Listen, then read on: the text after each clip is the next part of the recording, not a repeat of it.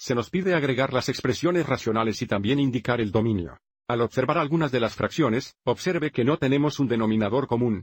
Entonces, para el primer paso, determinaremos el mínimo común denominador al observar los factores de 12x al cuadrado y los factores de 15x.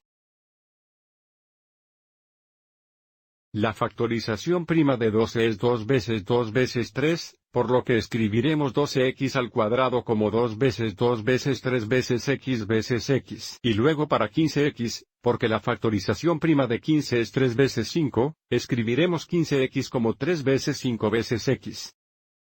Ahora construyamos el mínimo común denominador. Para comenzar, el mínimo común denominador debe contener todos los factores del primer denominador y, por lo tanto, la pantalla LCD debe contener dos factores de 2, un factor de 3 y dos factores de x. Ahora estamos viendo el segundo denominador. Veamos si falta alguno de estos factores en la pantalla LCD.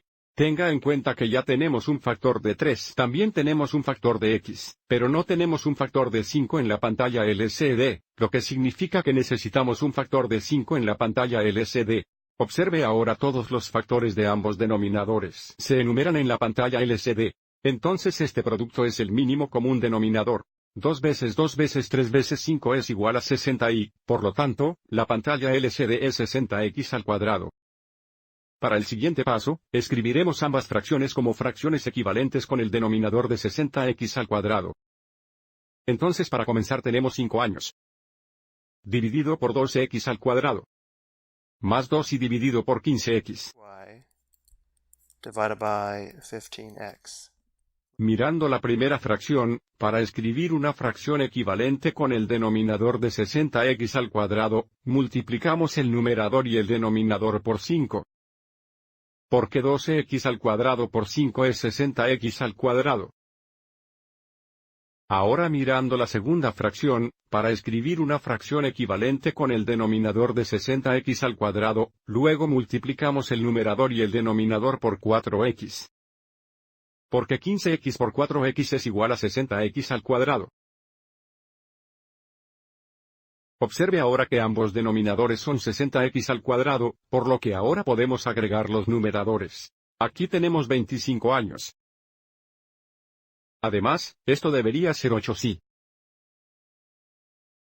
Ahora que tenemos la suma, necesitamos ver si esta expresión racional se simplifica factorizando tanto el numerador como el denominador y ver si hay algún factor común. Al observar el numerador, observe cómo ambos términos contienen un factor de y factorizamos y, nos quedan 25 más 8x.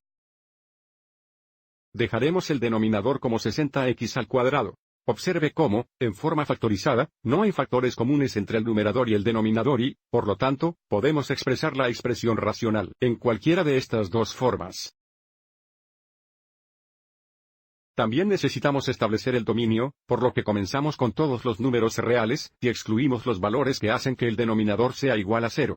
Entonces, para obtener el denominador, observe cómo el denominador es igual a 0 y x es igual a 0, lo que significa que el dominio son todos los números reales, excepto el 0, que a menudo indicamos al permanecer x no puede ser igual a 0.